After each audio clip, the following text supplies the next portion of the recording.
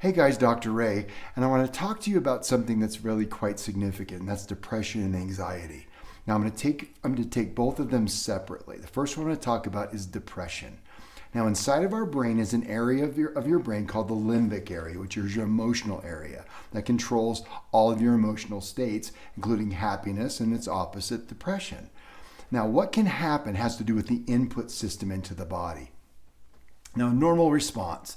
Let's say somebody comes up to you and says, gosh, you look lovely today. You look nice today. Well, if you've got a blockage of the input system, you're not going to literally hear that input. And over the course of time, you can become more and more and more depressed because you're not receiving the input systems like you should. Now, why does that occur? Because the spine can become misaligned or subluxated, blocking the input into that limbic area. There's nutritional reasons, there's metabolic reasons, but all those need to be addressed. And I got to tell you, none of them have to do with deficiency of medication. And that's the typical medical approach. And even if you got something which I believe in wholeheartedly, which is therapy and counseling, if you have a blocked input system, you're not going to be receptive to that therapist and you're not going to get the long-term results. So coupled with chiropractic, and in an adequate therapist, a nice therapist, you can get wonderful benefits. Now that's the depression side. Now the anxiety side has to do with something related to your adrenal glands. Now the adrenal glands are the adrenaline glands, and that occurs during fight or flight. Now there's various reasons why you would push your adrenals too hard, whether it could be a metabolic reason, could be a nutritional reason, or just plain old stress. But what happens when the adrenals are turned on, the adrenaline is high, if the spine becomes misaligned. Now remember, the brain signaled through a nerve to tell the adrenal glands to pump up adrenaline.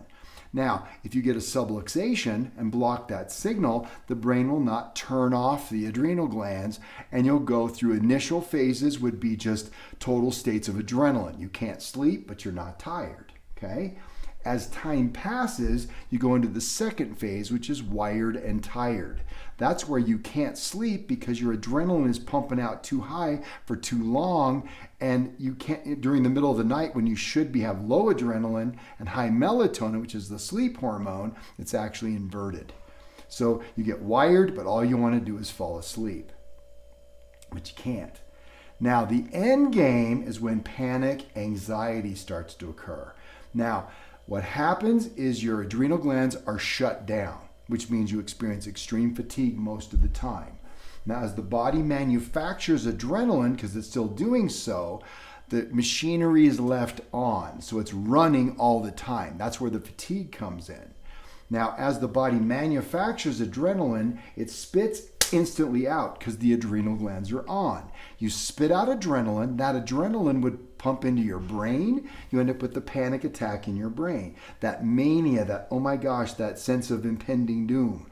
If the adrenaline plugs into your heart, you get the anxiety, the panic attacks, the racing heart, the feeling of adrenaline in the absence of an adrenaline response. And the last one would be gut issues. And that can lead to colitis, Crohn's, irritable bowel, simple things like constipation, diarrhea, severe things like cancer. So again, by getting the spine properly aligned, you can address both of these issues of both depression and anxiety, but you got to do so through the power of a corrective chiropractic office, which is what we do. We got to delve in deep, find out the distinctions, exactly what is your source, what is your cause, solve it, and get you back into good health. I'm looking forward to seeing you in the office.